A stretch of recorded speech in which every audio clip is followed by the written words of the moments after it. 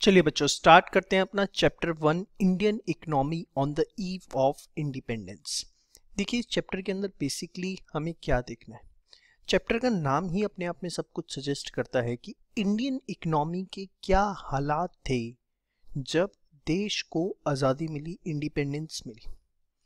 देखिए इस चैप्टर के अंदर हम ब्रॉडली बात करेंगे कि उस समय जो एग्रीकल्चर सेक्टर था जिससे ऑलमोस्ट 70% से ज़्यादा पॉपुलेशन को एम्प्लॉयमेंट मिलता था, उसके क्या हालात थे, इंडस्ट्रीज़ का क्या डेवलपमेंट था, फॉरेन सेक्टर, फॉरेन ट्रेड हमारा जो कि लगभग अगर मैं बात करूं वर्ल्ड वाइड फेमस था इन 16th और 17th सेंचुरी, क्योंकि हमारा हैंडीक्राफ्ट जो हमारा कॉटन टेक्सटाइल था वो अपनी supreme quality of raw material के लिए और क्राफ्टमैनशिप के लिए वर्ल्ड वाइड रिनोन था।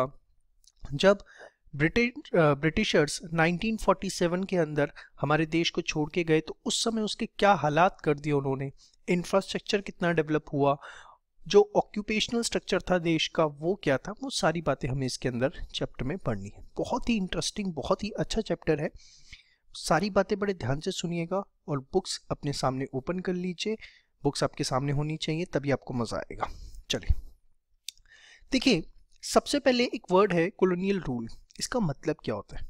कॉलोनियल रूल बेसिकली वर्ड तब यूज किया जाता है जब कोई वेल्दी नेशन किसी दूसरे नेशन को एक्सप्लॉइट करता है अपने आप को स्ट्रॉन्ग करने के लिए, अपने आप को रिच करने के लिए। तो वो टाइम पीरियड जिसमें वेल्दी नेशन ने दूसरे नेशन को एक्सप्लॉइट किया, उस टाइम पीरियड को बोला जाता है कॉलोनियल रूल। हिंदुस्तान के अंदर ईस्ट इंडिया कंपनी का जो राज था वो 1857 में खत्म हो गया था और 1858 से जो इंडिया था वो सीधे ब्रिटेन की पार्लियामेंट के अंडर ऑपरेट कर रहा था। 1858 से लेके 1947 तक एक परफेक्ट एग्जाम्पल आप कह सकते हो कॉलोनियल रूल का, जिसमें ब्रिटिश राज ने अच्छे से इंडिया का एक्सप्लॉयटेशन किया और उसके कहीं ना कहीं सिर्फ और सिर्फ दो ही मकसद थे। One was the protection and second was the promotion. Now what is this protection and promotion? Britain को रॉ मटेरियल की जरूरत थी, उनके पास मशीनरीज तो आ गई थी, मॉडर्नाइजेशन का कॉन्सेप्ट तो आ गया था, लेकिन ऑब्वियसली आपको अगर कोई भी आउटपुट तैयार करना है तो उसके लिए आपको रॉ मटेरियल चाहिए और वो रॉ मटेरियल जो है वो सारा का सारा अवेलेबल था कहाँ पर? इंडिया के अंदर। तो what they used to do, जो भी यहां से रॉ मटेरियल था वो एक्सपोर्ट किया करते थे, मतलब ब्रिटिशर्स इंपोर्ट किया करते थे ब्रिटेन में और इंडिया से क्या हो रहा था? एक्सपोर्ट हो रहा था। तो देखने में क्या लग रहा है? इंडिया का एक्सपोर्ट बढ़ रहा है। अच्छा, सेकेंड एस्पेक्ट वो क्या करते थे, जो यहां से रॉ मटेरियल गया ब्रिटेन में उससे फिनिश गुड तैयार किया जाता था और वो फिनिश गुड इंडिया की मार्केट में बेचा जाता था। जो इंडिया के गुड्स थे, इंडिया का हैंडीक्राफ्ट था, उसके ऊपर जानबूझ के हैवी टैक्सेस इंपोज किए गए, लेबर्स को अलग अलग तरीके से एक्सप्लॉइट किया गया अगर वो इंडियन एम्प्लॉयर के अंडर वर्क कर रहे हैं, ताकि इंडिया की जो इंडस्ट्रीज है हैंडीक्राफ्ट की वो पूरी की पूरी खत्म हो जाए। और वंस वो पूरी खत्म हो जाएंगी तो ऑब्वियसली लोगों के पास ऑप्शन नहीं होगा, उन्हें ब्रिटेन मेड गुड्स को परचेज करना पड़ेगा। तो दो तरीके से जो सारा का सारा फोकस था ब्रिटिश राज का वो दो चीजों पे था। One was the protection, second was the promotion. Protection कैसे करते थे? वो अपनी इंडस्ट्रीज को बचाने के लिए, क्योंकि उनके पास रॉ मटेरियल नहीं था, वो यहां से सारा का सारा रॉ मटेरियल एक्सपोर्ट कर रहे थे और अपनी कंट्री में एक तरह से इंपोर्ट कर रहे थे। और सेकेंड, वहां पे जो माल तैयार हो रहा था उसकी एक रेडीमेड मार्केट उन्हें इंडिया में मिल रही थी। उन्होंने जो इंडिया मेड गुड्स थे उस पर जानबूझ के हैवी टैक्सेस लगा दिया, उसकी लेबर को परेशान करना शुरू कर दिया ताकि ब्रिटेन के गुड्स इंडिया के अंदर बिक सके। तो ये डुअल पर्पस के साथ पूरा का पूरा ब्रिटिश राज हमें देखने को मिला। इस पूरे चैप्टर में हम बात करेंगे 1858 से 1947 के अंदर किस तरीके से ब्रिटिश राज के अंदर क्या पॉजिटिव इम्पैक्ट्स आए एज वेल एज क्या नेगेटिव इम्पैक्ट्स आए। पॉजिटिव इम्पैक्ट्स के नाम पे उन्होंने कुछ थोड़ा बहुत इंफ्रास्ट्रक्चर डेवलप किया, लेकिन वो इंफ्रास्ट्रक्चर हमारी भलाई के लिए बिल्कुल भी डेवलप नहीं किया गया था।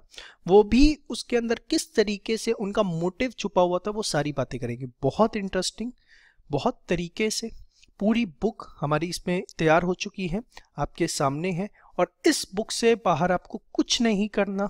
ये बुक पूरी आपकी एनसीईआरटी के एक एक लाइन को अच्छे से कवर करती है, बहुत अच्छी रेफरेंस में कवर अप करती है।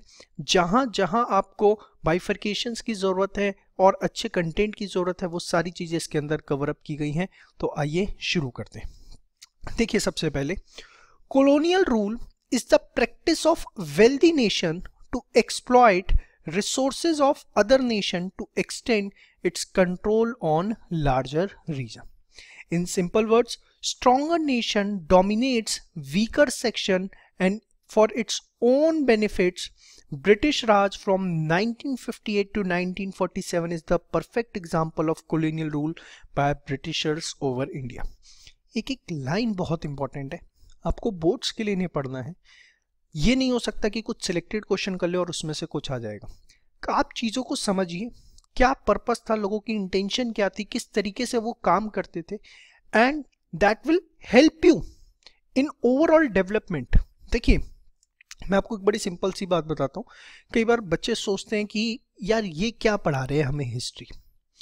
देखिए, जब तक आप हिस्ट्री को नहीं समझेगी कि हमारी इकोनॉमी ने क्या फेस किया, आप थ्योरीज पढ़ते हैं माइक्रो में, मैक्रो के अंदर कि ये हो सकता है, वो हो सकता है, ये करेंगे तो वो हो जाएगा, लेकिन वो डेवलप कब होती है? जब आप पास्ट में कुछ ऑब्जर्व करते हो और उन ऑब्जर्वेशंस के बेसिस पर ही चीजें निकल के आती हैं।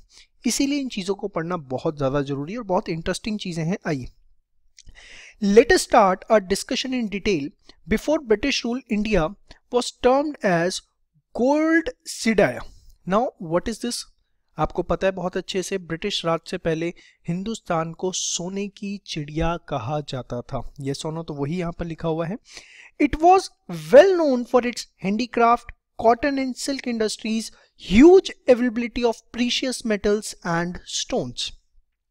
These products were enjoying the monopoly in the worldwide market because of high standards of craftsmanship and supreme quality of raw material. देखिए, क्वेश्चन कहाँ कहाँ आ सकता है। सबसे पहला क्वेश्चन यहाँ पर आ सकता है कि कॉलोनियल रूल होता क्या है। सेकेंड, कॉलोनियल रूल इंडिया में कब से कब तक रहा? 1858 से 1947। ठीक है। तीसरी चीज, क्यों हिंदुस्तान को सोने की चिड़िया कहा जाता था, क्यों हम वर्ल्ड वाइड फेमस थे? तो उसके पीछे कारण यही था कि हमारे, आपको जान के बड़ी हैरानी होगी कि विश्व का जो फॉरेन ट्रेड था, 70% से ज़्यादा फॉरेन ट्रेड में पार्टिसिपेशन इंडिया का हुआ करता था। इतनी सुप्रीम क्वालिटी के प्रोडक्ट्स हमारे हुआ करते थे 16वीं शताब्दी के अंदर। मतलब आज हम स्ट्रगल कर रहे हैं उस पोजीशन को पाने के लिए, लेकिन जो हमारी पीढ़ियां रही हैं 16th सेंचुरी के अंदर, 15th सेंचुरी के अंदर, इतनी सुप्रीम क्वालिटी की हमारी प्रोडक्शन हुआ करती थी कि 70% से ज़्यादा एक्सपोर्ट के अंदर हम लोगों का हिस्सा हुआ करता था पूरे वर्ल्ड के फॉरेन ट्रेड के अंदर। देखिए, तो ये पूछा जा सकता है, these products were enjoying the monopoly because of high standards of craftsmanship and supreme quality of raw material used in the products. Hindustan सबसे बड़े मैन्युफैक्चरिंग हब में से एक था। मैंने आपको बताया विश्व का मैक्सिमम फॉरेन ट्रेड इंडिया से हुआ करता था। अब इन कारणों की वजह से ब्रिटिशर्स, जो ब्रिटेन था, वो बड़ा अट्रैक्ट हो रहा था। तो उन्होंने एक कंपनी बनाई, स्पेसिफिकली ईस्ट इंडिया कंपनी, की आपको जाके एशिया में बिजनेस करना, और एशिया में टारगेट ही किसको करना है? इंडिया को। मुगल्स के साथ उन्होंने अपना बिजनेस करना शुरू किया और ग्रेजुअली वो इतना हिंदुस्तान के अंदर घुसते चले गए कि जितने भी मेन रीजन्स थे वहां पर जो मैक्सिमम ट्रेड हो रहा था वो ईस्ट इंडिया कंपनी कर रही थी।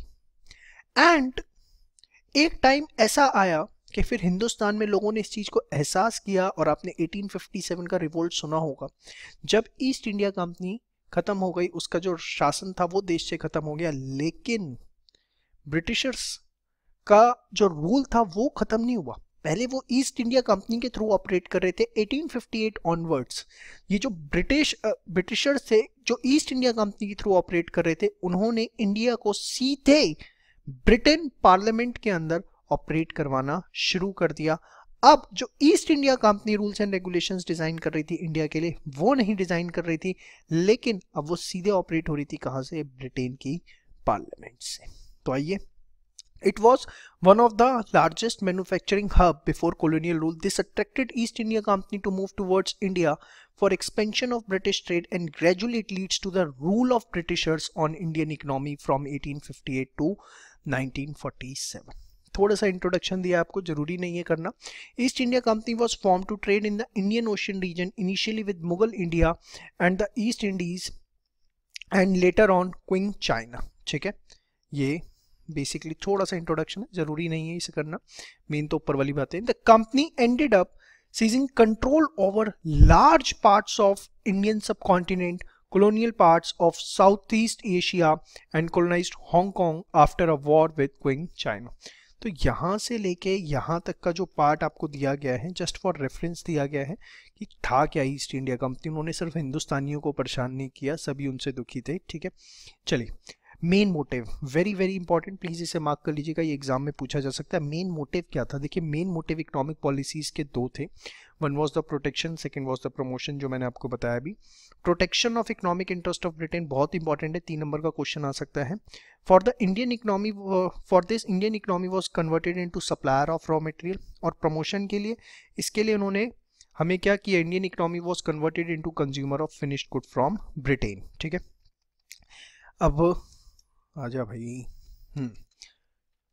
Britishers used to export raw material from India to their home country after making value additions in raw material, मतलब उसको फिनिश गुड में कन्वर्ट करके finish goods were imported to India for consumption. तो आप सोच लोगे इसमें दिक्कत क्या थी? देखिए, किसी भी देश के लिए ये सबसे वर्स्ट केस सिनेरियो होता है जब उसका रॉ मटेरियल उसको दूसरे देश को एक्सपोर्ट करना पड़ जाए। आप एक देखो, एक रॉ मटेरियल 10 रुपए का है, अगर हम उसको मशीन्स के थ्रू वैल्यू एडिशंस कर दे, लेबर लगा के वैल्यू एडिशन कर दे, उससे फिनिश प्रोडक्ट बनाते, तो वो 10 रुपए की चीज 100 रुपए की तैयार हो जाती है। मतलब आप अल्टीमेटली अपने नेचुरल रिसोर्स को बेच रहे हो अपने देश में अर्निंग्स जनरेट करने के लिए, रादर देन आपको क्या करना चाहिए? अपने नेचुरल रिसोर्स को खुद यूज करना चाहिए, उस 10 रुपए की चीज को खुद 100 रुपए बनाना चाहिए, ताकि आपके देश की पर कैपिटा इनकम बढ़े, आपकी देश की नेशनल इनकम बढ़े। ये जो एक नेचुरल बेनिफिट आपको मिला हुआ है, उसको आपको खुद यूज करना चाहिए। लेकिन ब्रिटिशर्स ने बहुत दिमाग लगाया, देश से सारा रॉ मटेरियल निकालते थे, अपने देश में बनाते थे और फिर इंडिया में लाते थे कि यहां बेचेंगे। और वो जो बीच का वैल्यू एडिशन था, वो उससे ही इतना कमा गए, इतना जबरदस्त तरीके से कमा गए कि जो सोने की चिड़िया का टैग था हमसे ले गए। चलिए, they made the policies to impose higher taxes on made in India goods to make it costly, so that British made products could enjoy considerable market size in India. Britishers' interest in the development in economy can be understood. मैं आपको छोटा सा example दूं आगे बढ़ने से पहले। आप ये समझो कि ब्रिटिशर्स हिंदुस्तान में इतने ज्यादा इंटरेस्टेड थे कि उन्होंने कभी भी ये नहीं सोचा कि इस देश की नेशनल इनकम क्या है, पर कैपिटा इनकम क्या है। उन्होंने कभी इसका कैलकुलेशन ही नहीं करवाया। इंडिया ऑपरेट हो रहा है ब्रिटेन के पार्लियामेंट से, लेकिन they never made the efforts to know, to ascertain that what is the national income of this India, what is the per capita income. चलो, आप राज कर रहे हो तो कम से कम इस देश के लोगों को तो अपना समझो। नेवर। देखिए, britisher interest in development of Indian candidate with the fact that never made any healthy attempt to compute the national and per capita income of India. However, most studies did find that the country's growth of aggregate real output during the first half of the 20th century was less than the 2%, coupled with 0.5% growth in per capita output per year. जो most of the studies निकल के आए कि देश का GDP सिर्फ 2% बढ़ा था और हाफ पर कैपिटा इनकम 0.5%। खैर, ये डेटा इतना इंपॉर्टेंट नहीं है आपके लिए। मतलब मेन चीज क्या है कि उन्होंने कभी सोचा ही नहीं कि देश की नेशनल इनकम और पर कैपिटा इनकम निकालनी चाहिए। तो एक ब्रीफ इंट्रोडक्शन मैंने दिया। इस चैप्टर को हमने ब्रॉडली जो बांटा है कि ब्रिटिश रूल का जो इम्पैक्ट हुआ वो क्या हुआ, वो देखिए इस तरीके से हमने इसे डिवाइड किया है कि इम्पैक्ट जीडीपी पे क्या पड़ा, इंफ्रास्ट्रक्चर पे उसका क्या इम्पैक्ट पड़ा, ऑक्यूपेशनल, देखिए impact of colonial rule on different sectors, whether you are talking about agriculture sector, industrial sector या फॉरेन ट्रेड, डेमोग्राफिक ट्रांजिशन कैसा था, ऑक्यूपेशनल स्ट्रक्चर कैसा था और इंफ्रास्ट्रक्चर डेवलपमेंट कैसा था।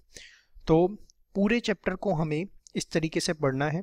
अभी हम स्टार्ट करेंगे इम्पैक्ट ऑन डिफरेंट सेक्टर से, जिसमें हम सबसे पहले पढ़ेंगे एग्रीकल्चर सेक्टर पे, फिर इंडस्ट्रियल सेक्टर पे, फिर फॉरेन ट्रेड पे, और फिर डेमोग्राफिक ट्रांजिशन, ऑक्यूपेशनल स्ट्रक्चर और इंफ्रास्ट्रक्चर। ये हमारा पूरा का पूरा चैप्टर है। पूरे चैप्टर में फोकस सिर्फ इतना है कि इंडियन इकोनॉमी के क्या हालात थे जब उसको आज़ादी मिली। तो आप फटाफट जितना भी मैंने पढ़ा एक बार बुक से गो थ्रू कर लीजिए, उसके बाद नेक्स्ट टॉपिक पे स्विच ओवर करते हैं। Thank you.